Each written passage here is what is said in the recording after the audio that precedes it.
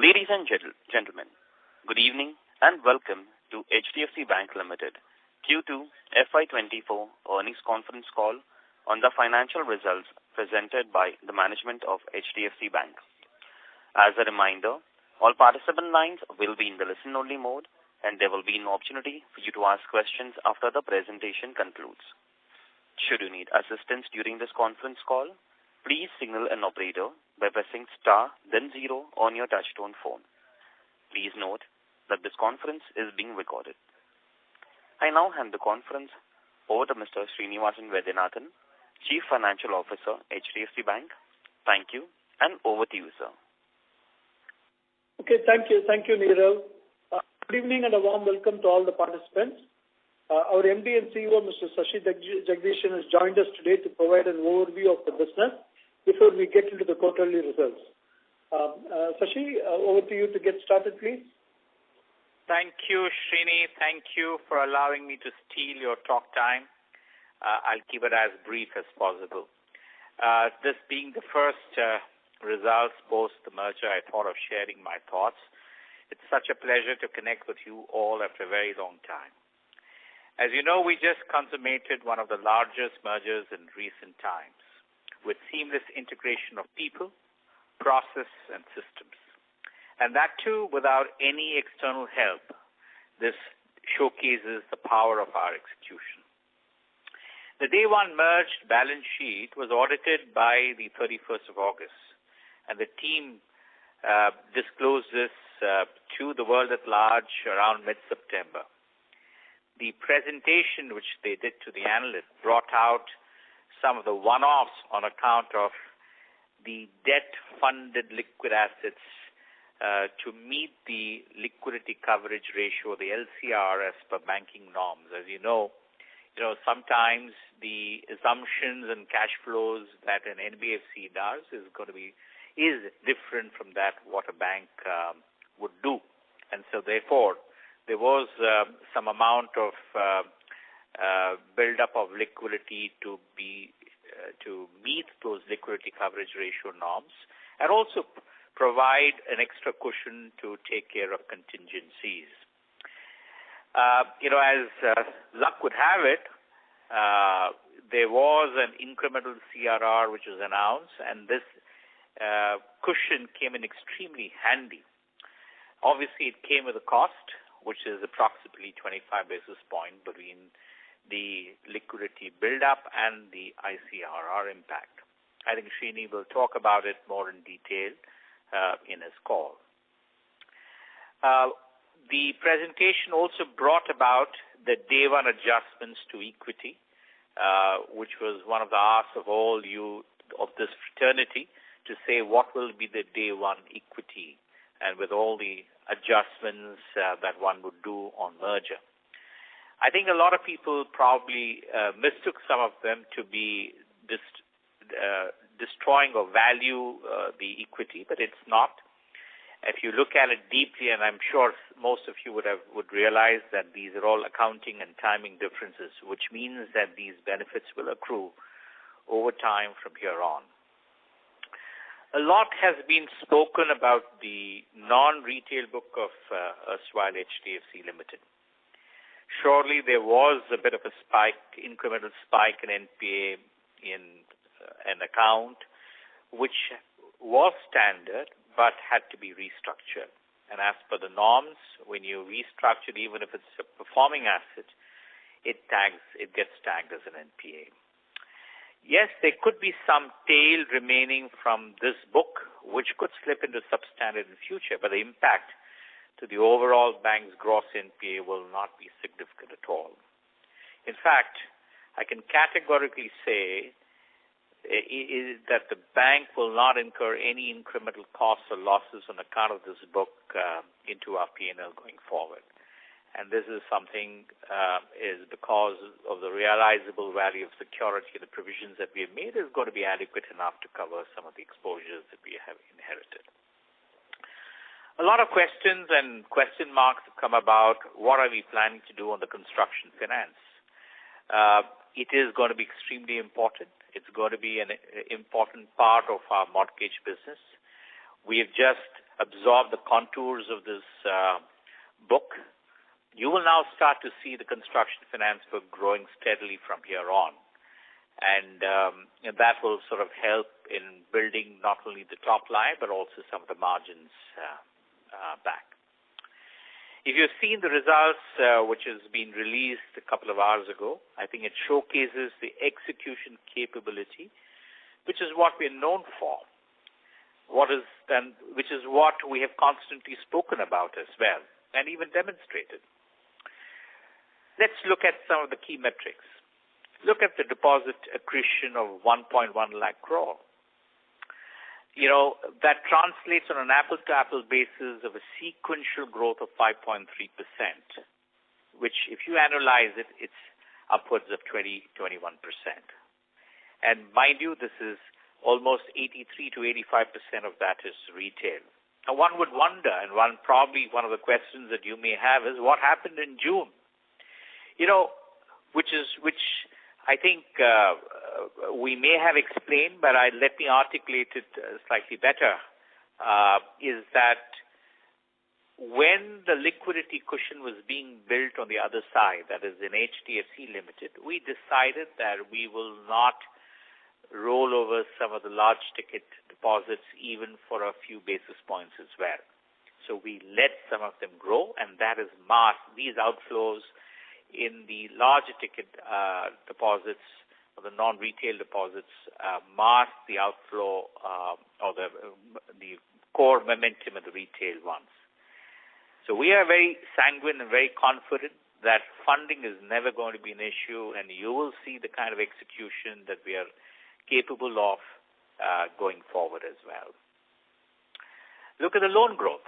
We've also accreted on an apple-to-apple basis 1 lakh crore during this quarter. These are high-quality assets, whether it is corporate, whether it is CRB, the commercial, rural, the MSME book, or the retail book.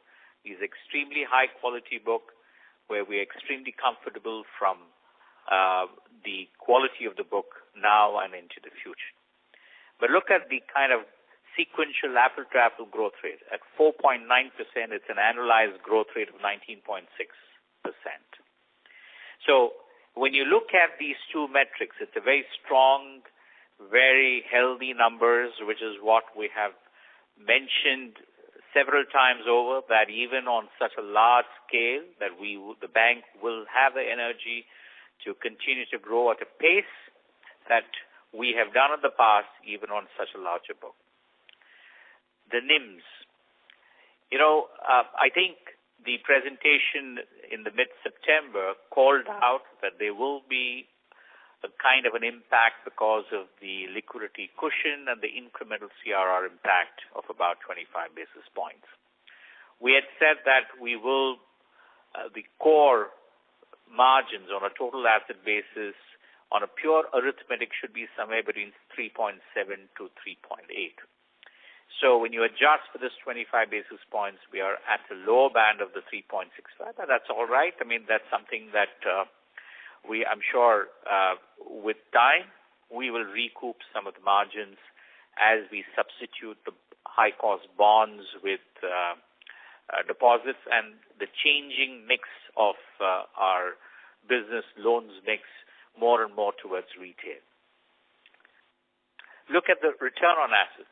Despite that, I think the company maintained the return on assets around the 2% mark and the ROE at the 16.2% mark. So the top line growth and the profitability has been intact, and it is something that will only improve going forward. This being the first quarter, we wanted to ensure that the fabric of HDFC Limited's prowess on mortgages is maintained, especially on the retail mortgages. We wanted the teams to settle down, and we wanted them to slowly but surely start to energize themselves and galvanize the home loan retail disbursal momentum. We have mentioned in the early release that they did the highest ever retail mortgage loans of 170,000 in numbers and 40,000 crores of disbursements, the highest ever. This demonstrates that this is the start, this is the tip of the iceberg. It's just now a matter of time where we now will start to sweat the franchise, both the distribution and the customer franchise, to take this forward.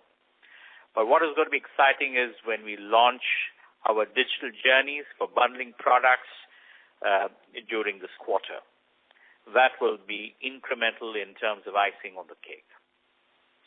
So the innate strength of the institution to galvanize energy, to execute consistently, even on a larger base, is what we have demonstrated year after year for 28 plus years. As one can see in the recent results, the bank is poised to silently deliver the core growth that you have just seen in this quarter, and I'm very confident and sanguine that it will continue to do so quarter after quarter, even on a larger scale. Maintain the profitability in the range of 1.9 to 2.1% as in the past. So without much ado, I just wanted to tell you that we are extremely excited about this merger, and we will slowly but surely demonstrate to the world that how we will execute the way we have done in the past. So over to you, Srini. Thank you so much. Okay, thank you, Shashi, for those opening remarks. Now let's get on to the main. I want to start with the macro context provided, that it provided a good, healthy tailwind in the quarter. Right, we continue to see good domestic demand conditions and push from government through capex. You know well that the GST collections were healthy and manufacturing services PMI and expansionary zone. The key logistics indicators were quite healthy and good. RBI kept its rate unchanged at 6.5, and as we look ahead, we see the environment is good for robust growth. Our estimate of the GDP growth for this year, FY24, is 6.3%, which will demonstrate that it's one of the fastest growing economies in the world. Now, if you look at some of the key factors in the bank's growth journey, on the distribution footprint expansion, our branch network stands at 7,945 outlets branches as of September 30. Overall, there has been an increase of 1,446 branches over the last 12 months, including 85 branches in the quarter. In addition, we are operating over 400 branches of erstwhile HDFC branches as under the bank banner now, and they're progressively developing other banking product capabilities as we go through the year. Payment acceptance points currently at 4.9 million, and year-on-year growth of 43% as adoption of the Vyapar app builds momentum there.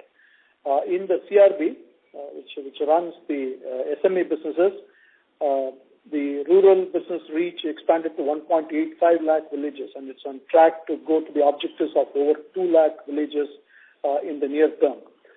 Gold loan processing, you know that we started this vehemently a few quarters ago, is now offered in 4,544 branches, an increase of 53% over prior year. In the customer franchise building, we added 2.7 million new liability relationships during the quarter. Our customer base stands at 91 million, including those added on the merger. This provides the opportunity to further engage and deepen the customer relationships. In order to position this for greater engagement with those customers, we've added 16,000 people during the quarter. On cards, we issued 1.7 million cards in the quarter, taking the total base to 18.8 million. The granularity on the deposit focus continues, with total deposits currently at 21.7 lakh crores, grew by 1.1 lakh crore in the quarter on a comparable basis, 5.3% sequentially. Term deposits have been the bedrock of this growth, given the interest rate scenario and the customer preferences, aggregated to 13.6 lakh crores, registering healthy growth of 7.8% sequentially. Savings account deposit stands at 5.7 lakh crores and grew by 9,000 crores or 2% sequentially. Current account stands at 2.5 lakhs crore, and that's 18,000 crores over prior year. Retail of this current account constitutes 72% and grew by 3% sequentially. So we are focusing more and more on the retail current account as we go along, because as the corporate or the wholesale current account gets managed professionally through various treasuries, the retail current account offers the biggest opportunity there. Overall, CASA deposits ended the quarter at 8.2 lakh crores, resulting in a CASA ratio of 37.6. This is after the impact coming from the merger which came from HDFC Limited, the time deposits that got added into our base. On the advances side, the gross advances at 23.5 lakh crores reflects a sequential momentum of about 4.9%. Retail advances grew 3.1% sequentially. CRB advances grew 9.7% sequentially. The wholesale segment grew, excluding the non-individual loans of HDFC Limited, grew 5.8%, and the non-individual of the loans of the HDFC Limited is now at 1.03 lakh crores compared to 1.09 as of the beginning of the quarter. We continue to pursue the technology and digital kind of a foray. PayZapp 2.0 currently has 3 million registered users and handles a daily volume of 2.5 lakh transactions. SmartUp Vyapar platform handles monthly transactions of rupees 19,000 crores and provides monthly disbursals of 650 crores. Express Car Loans contributes almost 30% of our car volumes. HDFC Bank One, the customer service hub, the AI-driven channel platform serving contact centers nationwide, serving 30 million engagements, as interactions with 15 million customers monthly through email, social care, WhatsApp, and chat banking and phone banking services. Balance sheet remains resilient. LCR for the quarter was 121% after absorbing the 4+ percentage points coming from the ICRR. Capital adequacy ratio is at 19.5% with CET1 at 17.3%. Let's get to the net revenues for the quarter, which were at 38,093 crores, grew by 33% over prior year. Net interest income for the quarter at 27,385 crores, which is 72% of net revenues, grew by 30% over prior year. The core net interest margin for the quarter was at 3.65 on total assets and 3.85 on interest-earning assets after absorbing the debt-funded cost for additional liquidity and merger management. The reported net interest margin for the quarter was 3.4 on total assets and 3.6 on interest-earning assets. Getting to the details of other income. Total other income was 10,708 crores. Fees and commission that constitutes 2/3 or 65% of other income was at 6,936 crores and grew by 19.5% over prior year. Retail constitutes 92% of fees and commission, demonstrating the granularity of the fees and commission income. FX and derivatives income at rupees 1,221 crores was higher by 12.8% compared to prior year. Net trading and mark-to-market income was 1,041 crores for the quarter. Prior quarter was 552 crores and prior year was a negative 387 crores.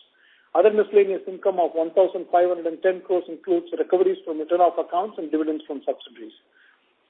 On the operating expenses for the quarter, which were at 15,399 crores, represents the cost to income for the quarter at 40.4%.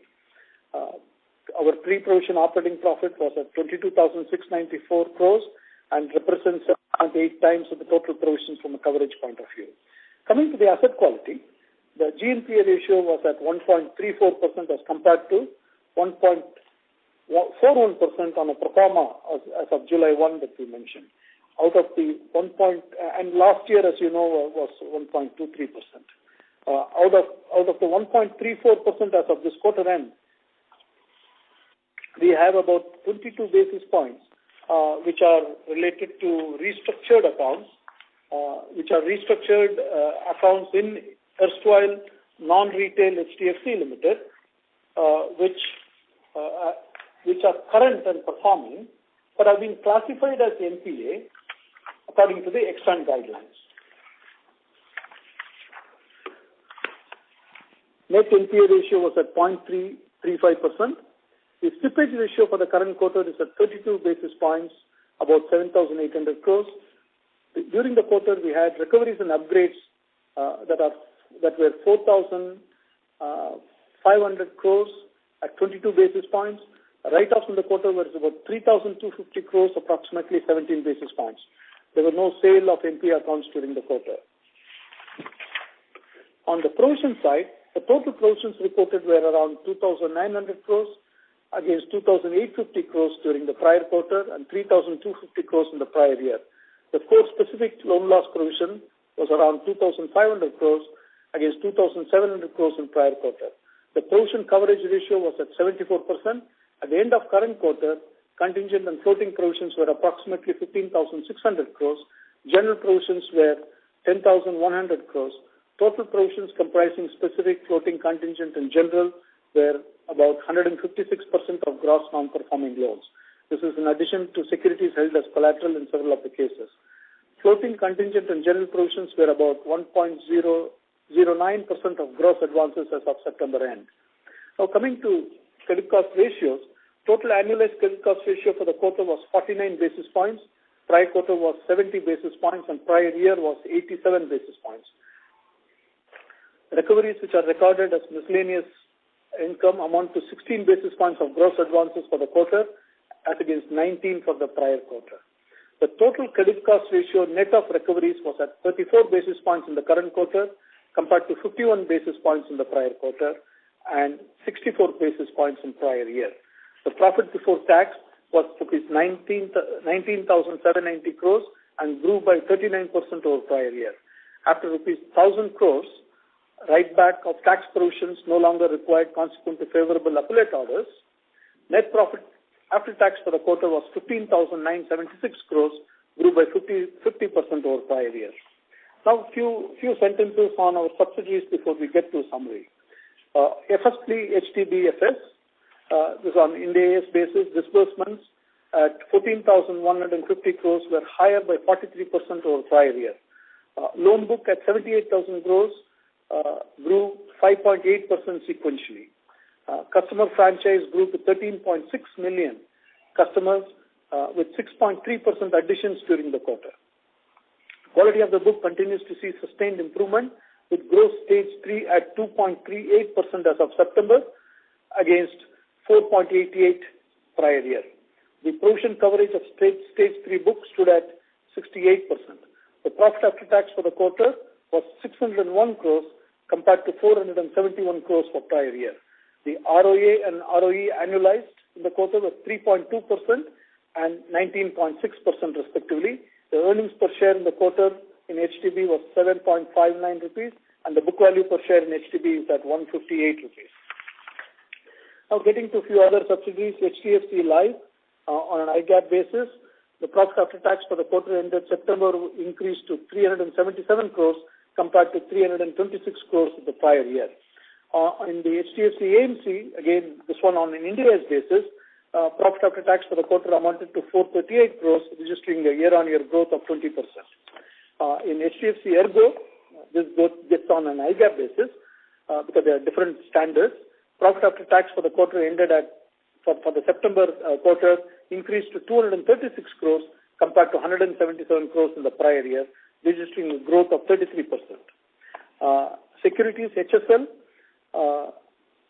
has a network of 203 branches and a net profit after tax was 214 crores as against 191 crores for same time last year. Now, I want to take the opportunity to provide a quick update on ESG. We further strengthened the integration of ESG and climate change risk assessment into our credit appraisal process for corporate borrowers. We also have finalized a sustainable finance framework to classify loans and advances as green, social, and sustainable in alignment with International Capital Market Association principles. Now, getting to a summary, our results reflect robustness and growth after consummating the merger, 5.3% sequential momentum in deposit growth, 5.7% sequential momentum in retail deposit growth, and advances growth of a sequential increase of 4.9%. Profit after tax for the quarter at 15,976 crores, increased by 50% versus prior year. The consolidated profit after tax for the quarter is at 16,811 crores, delivering the return on assets in the quarter of about 2% and return on equity of about 16.2%. Earnings per share in the quarter is on a standalone basis is 21.1, rupees 21.1, and at a consolidated bank level, it is rupees 22.2. The book value per share on a standalone bank level is at rupees 534, and at a consolidated bank level, it's at 553. With that, may I request the operator to open up the line for questions, please? Thank you very much. We will now begin the question and answer session. Anyone who wishes to ask a question may press star and 1 on their touchtone telephone. If you wish to remove yourself from the question queue, you may press star and 2. Participants are requested to use handsets while asking a question. Ladies and gentlemen, we will wait for a moment while the question queue assembles. Participants, you may press star and 1 to ask a question.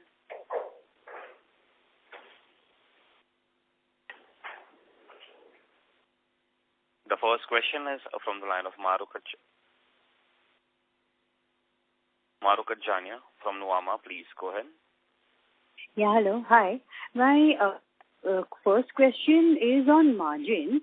So, of course, you've explained that it's the ICRR and the excess liquidity on Limited's book.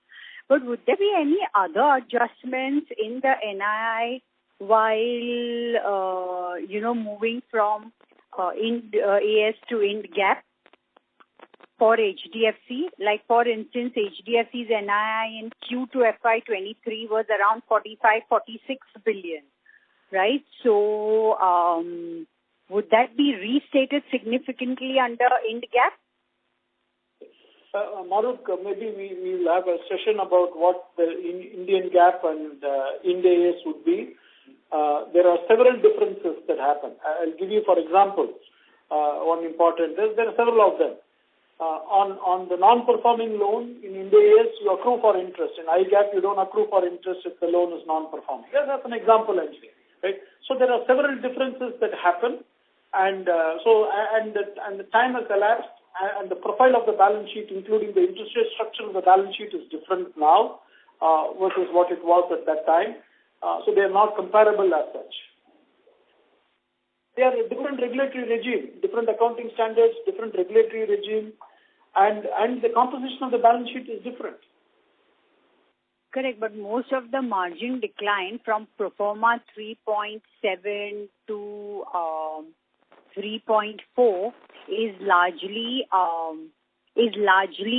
excess liquidity and ICRR, or see, the way you think about it is that the balance sheet is funded with debt, right? There is a level of additional borrowing that has been exercised, and that is debt borrowing, right? That has come on, and debt borrowing comes in at a cost that is north of 8% or so. So that's part of how there is a transition post the merger. As part of the merger management, we carried additional. One way to describe this additional liquidity. But if you think about what is there, where does it reflect? It reflects in the cost of funds. So that's where the cost of funds is higher. Got it. Makes sense. And so my next question is on the tax rate. So given that they were favorable decisions and that's why the tax rate fell, does it normalize to 25% next quarter? Or? Yes, there is this one-time effect. If you take it out, whatever is the normal tax rate, if you look at last quarter or the past year, we've been around that 25%, 24.9, 25, thereabouts. That's where we have been. Got it. So there's no different from that, yeah. Okay. And so just one last question. So do you see margins, how long would it take for margins to come back up to 3.6, 3.65, like 2 to 3 quarters? Would the exit margin for FY24 be at that level, or would it take longer? Yeah.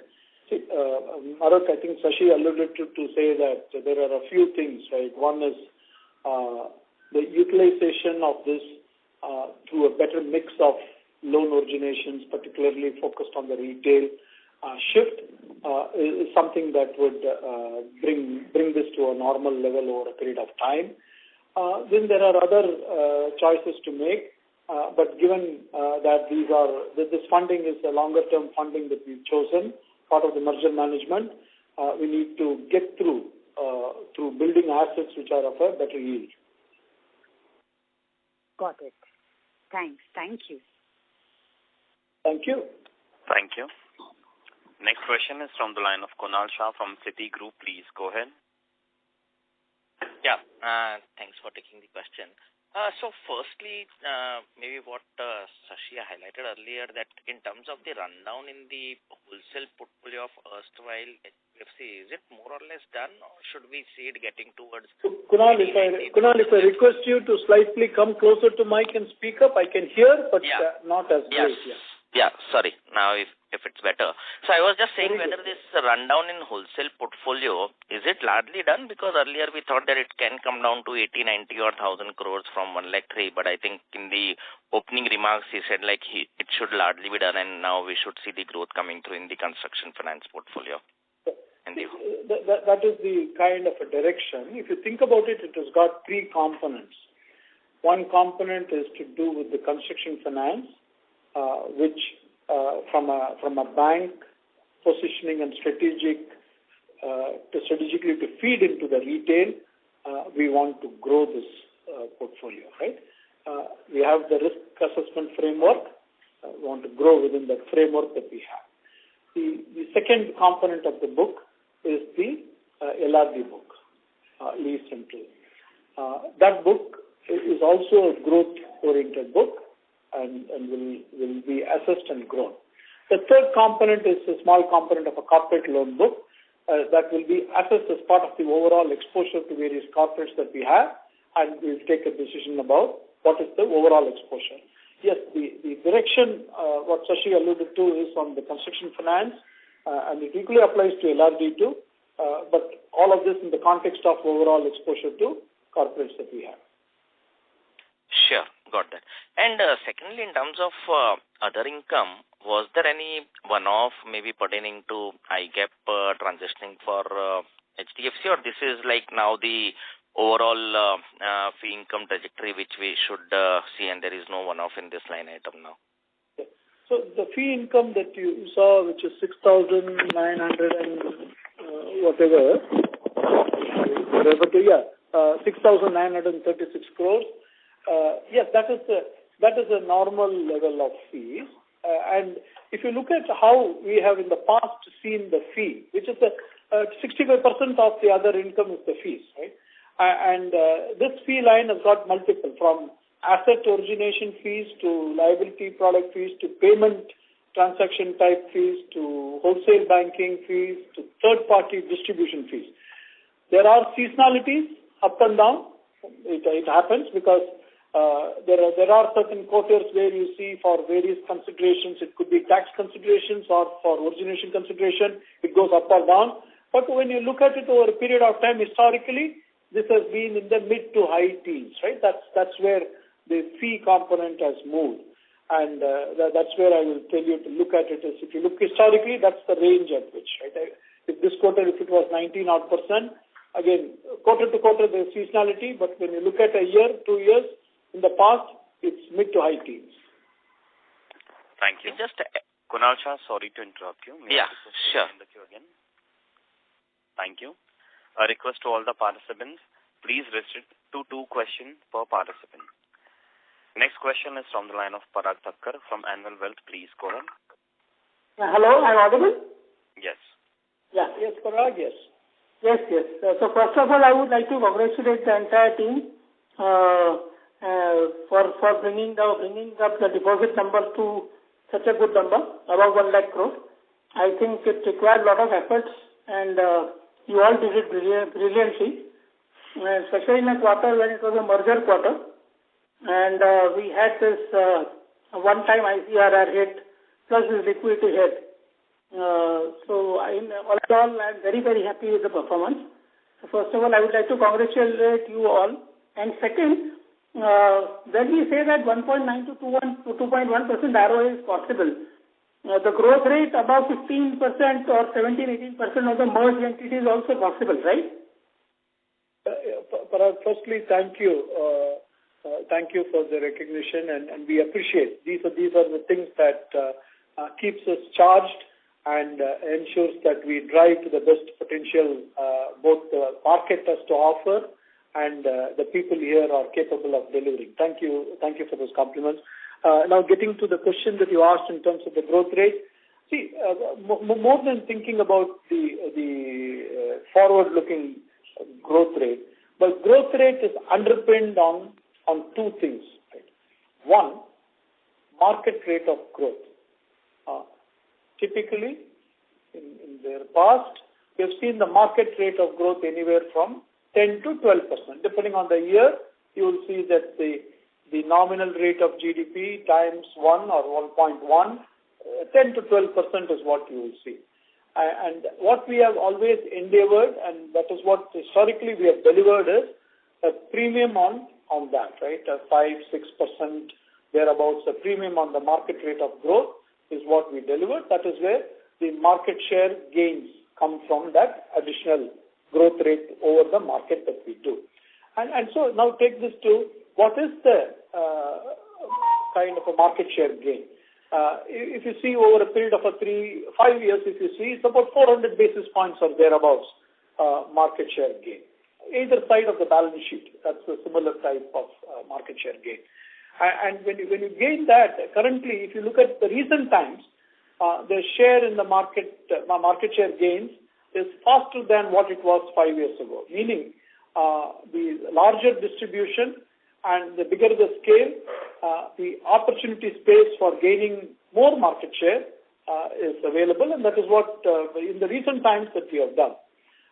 So that's I want to leave the thought process there. This is how we think, and that's how we are capacitized to try. Correct. And sir, we have opened around 2,200 branches in the last 2 years. So when they start showing productivity, your OPEX to asset ratio should come down, right? Logically, because they will become more productive now in terms of gathering deposits as well as advances. Yes, sir. It will come over time, but as we keep adding more and more new branches, one weighs the other. But if you look at 2 years ago branches, very important that you touched upon, if you look at what we opened about 2 years ago, and look at that cohort, and when we look at that cohort of branches about how they are performing, right? Our model shows that it should break even in 2 years' time, and about 90+%, slightly above 90% of the branches have broken even in about 20-21 months. We have another 10% of the branches to break even, and when that does, that's the average of, call it 22 to 24 months break even. So they are all following a scripted model in terms of how they deliver. We are confident that all of them starts to pay back sooner. But we continue to add branches, right? That's why when you see is part of the cost is when there's a credit opportunity, credit cost, as you heard, is at about 49 basis points. And if you look back, where does it revert to mean, right? At what levels does it revert to mean at some point in time? Call it 80, 90 basis points, or in the pre-mortgage book, we would have said that it is 90, 100 basis points is the mean, where it can revert over a period of time whenever it normalizes, benign conditions normalize. Maybe with the mortgage in, it is more closer to the 80 basis points or something reversion to mean. But the point to mention to you is that for every 10 basis points of credit cost opportunity that we take from a timing point of view, right, within the return framework, ROA framework, we take this opportunity on a timing to invest. It's about 1 to 2% of cost to income that gets invested there. And so that is what, and we are trying to say as we make those investments, it should start to pay back. So we can now look at those ones which are more than 2 years old, and those cohorts are performing well. And we now starting to look at the last 12 months cohorts, and we will keep tracking them as we go. Sir, just one last question, because everybody is concerned. Now that you have gathered deposits of more than 1 lakh crore, I think that concern is gone. But till last quarter, everybody was concerned about how we will fund. And as Mr. Sashi rightly pointed out in the beginning, that we are not concerned about the funding part now. But going ahead, So, for example, we have Credila, we have stake in HDB Financial Services, which anyway, I think we are mandated to list, right, by FY25. And that will also unlock some value, and of course, that will provide us some funding also. Can you just throw some light on direction of monetizing the stakes in various entities which we have in order to fund our growth? Because that much pressure will be lesser on the deposit engine, right? Yeah. Your points are well taken, and appropriate timing, those will be considered for either. But of course, at the right kind of a value. Yes, your thought process are right, and from a timing point of view and from a consideration point of view, it will all depend upon the appropriate valuation. Thank you. Thanks. Thank you. A request to all the participants, please restrict to 2 questions per participant. If time permit, please come back in the question queue for a follow-up question. Next question is from the line of Atul Mehra from Motilal Oswal. Please go ahead. Yeah, hi. Good evening, and thanks for the opportunity. So I have just one simple question. In terms of the non-retail NPA for HDFC Limited, how much of this was unanticipated at the time of the merger, and how much of it is in terms of already anticipated and built for in the swap ratio that we had? Maybe if you can throw some color on that. Thank you, sir. Okay. Yeah. See, if you look at that book, and look at this book over a period of 6 quarters at least now, it has been on a decline, right?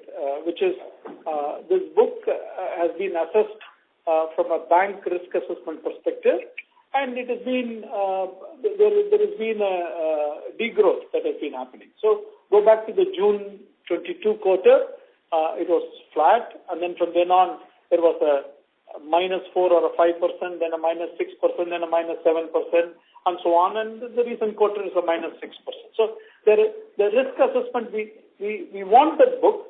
Sashi mentioned it. We want to grow that book. But before you grow the book, you have to assess in terms of the exposure per kind of facility and so on, so that you are balancing the risk over a period of time. And that's what has happened. And we are at a stage where we feel comfortable with the quality of the book as we see now, with the provisions of approximately what we described the provision coverage ratio at 74, or the contingent provisions we have 66 basis points, all and this is all post-merger, right? So not just pre-merger, encompassed well. And we are looking at a book that is strongly positioned. All right. Got it, sir. Just one clarification on the same point. Did any of, in terms of the incremental stress, come as a surprise to the internal management, like to the bank management, or this was something that you had already anticipated while you had worked out the numbers at the time of the merger? The risk assessment, is a dynamic risk assessment. That is why on every quarter basis, you see certain things slips and certain things recovers and upgrades. And it is a continuous process. What is true at a point in time is not true at every point in time. It keeps changing. Right. Got it, sir. Thank you and all the best. Thanks. Thank you. Thank you. Next question is from the line of Suresh Ganapathy from Macquarie. Please go ahead. Yeah, hi. Just 2 questions. One is, Sashi said 83 to 85% of that 1.1 trillion is retail deposits, right? So it's about 85,000 crores is what you mobilize out of 1.1 trillion. Is that right? That is right. 83% is retail, yeah.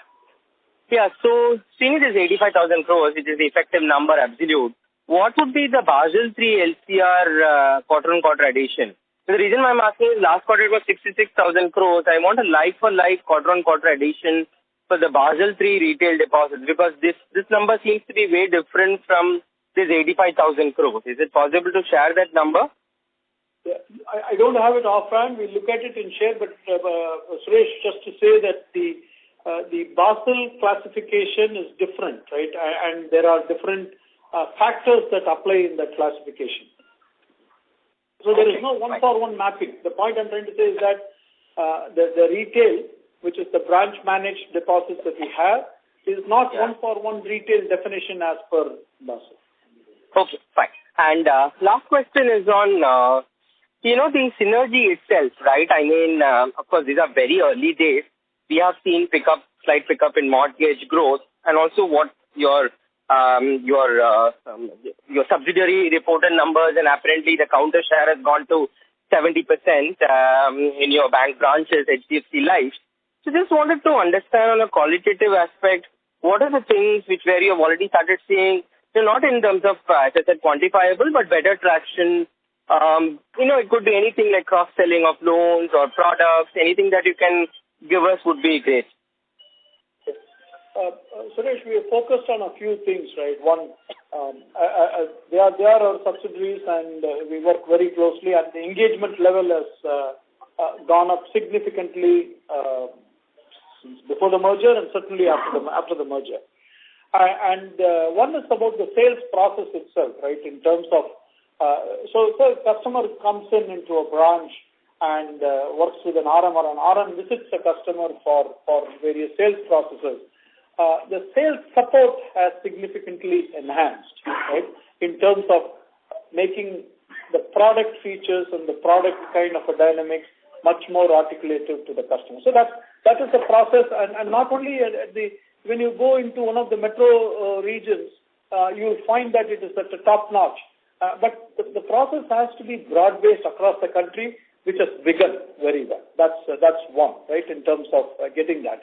The second is also closing it out from a immediate turnaround time point of view. That has also been a great deal of a focus to ensure that a customer doesn't need to wait to get the product consummated. You're able to turn around quite fast.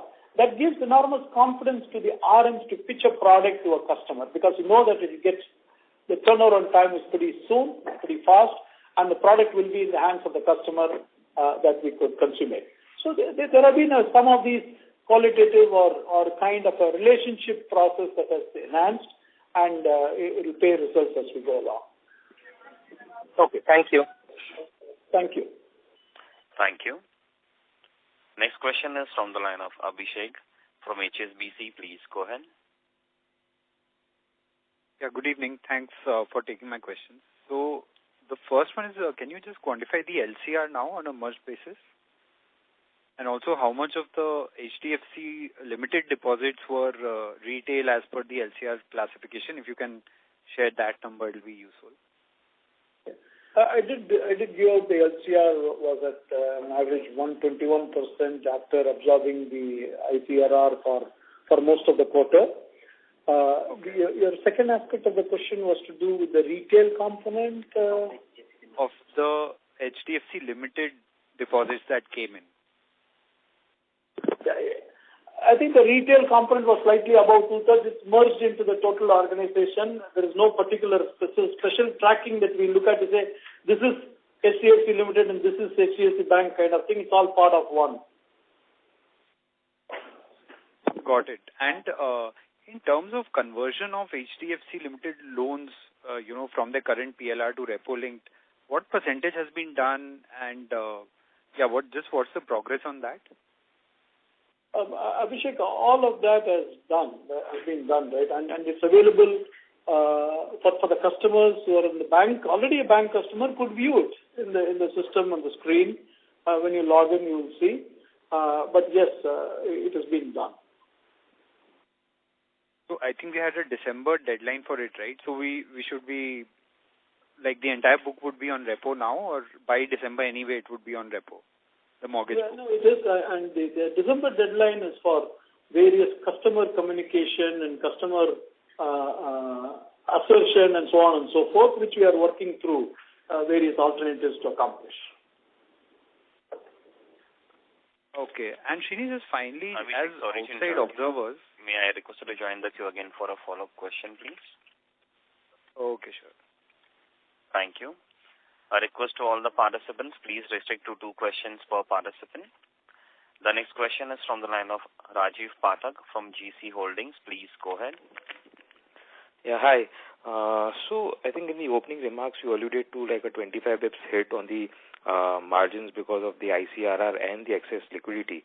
So you would have taken approximately, say, 1,900 crores a quarter of this hit. So now this will, from next quarter, start getting normalized, right? So next quarter should be tracking a median of 385 and then maybe inch up to 4% over the next 3-4 quarters. And on the loan growth, do you think a 4.5-5% quarterly run rate is possible going forward?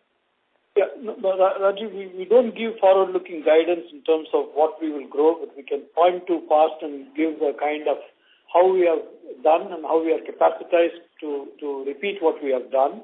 But in terms of the margin that you talked about, we did allude to that there is an impact due to the merger management and thereby funding certain liquidity requirement to transition and come, and it has been debt funded. And so it's not a short-term debt funded to enter and exit. And so it will take some time. And even Sashi alluded to that in terms of how we grow into it in the form of better mix, higher yielding retail products to grow. And I also mentioned about that, and which is how we will approach to get that. Okay. Thank you. Thank you. Next question is from the line of Saurabh Kumar from JP Morgan. Please go ahead. Hi, Srini. Good evening. So just on this LCR, so the excess liquidity that you are referring Saurabh, to... sorry to interrupt, your voice is not coming clear. Is it better now? No, it's still the same. Can you please speak a little louder? Yes, sir. So the excess liquidity that you're referring to, sir, this will be the difference between one LCR and maybe normalized 100. Saurabh, sorry, we again lost your audio. Will that be the excess liquidity you'll be referring to? Saurabh, we lost you, man. If you come back again, we'll hear you. Hello? Ladies and gentlemen, due to audio issue, we'll move on to the next question. The next question is from the line of Piran Engineer from CLSA. Please go ahead. Yeah, hi. Good evening and thanks for taking my question. So firstly, could you quantify what your SLR ratio is as of quarter end? What is it? SLR. No, we don't say what it is, but we can tell you we carry more than what is required. So there is a mandatory SLR is 18%. We carry more than that. That's part of the. That's not something that we talk about. Okay, fair enough. And so just secondly, on the branch opening, just wanted to understand, last 2 quarters have been a bit weaker than expected. Why is it that branch opening is always back-ended? Very, very important and good. See, what happens in the branch process? So it's very important. You asked a very important thing, right? For opening of a branch, there are a few things that go into it. One is our marketing team. Second is our credit analytics team scans the geography in the country to determine our presence and certain other banks' presence in the vicinity and maps it with the potential. Potential not just of deposits, but potential of even advances. There's a third. Marketing looks at what is our market share. That means you look at our distribution market share is about 4.5%, which means our branches are 4.5% of country's branches, getting to be close to 5, but still 4.5% of country's branches. And our deposit market share is slightly above 10. So we have a 2x of distribution to deposit market share. So we look at to see where we are more, where we are less, and what is the vicinity of the catchment area where we can get the deposit concentration into our bank. So this analysis is done, and then there are 2 other constituents that enter at this stage. One is our infrastructure team that tries to scout around to see is there a property available. Our credit analytics, both from liability and asset analytics, have given something. Our marketing is proposing a particular location to go for it. Our infrastructure team will come and say whether they can get it or not get it, because that's the availability space, which is the biggest constraint. So I'm able to articulate that. It is not about we know where we want to open the branches. It is the the right kind of property or the branch space that is availability that is a constraint. Now, once that is done, enters our legal to ensure that the landlord who's leasing the property to us has got the title and it's appropriately there, so that we keep up our image that it's a property that somebody is appropriately owning and we are able to lease it. So these are several of these that go in, and when we go through this process and get there, it gets to bunch up in the second half, and the first half is lean. That's what we have seen over the last 2 years that we have seen too. Right? As much as we would like it to be even through the year, there are other constraints of availability, and that makes it tough for us to get there.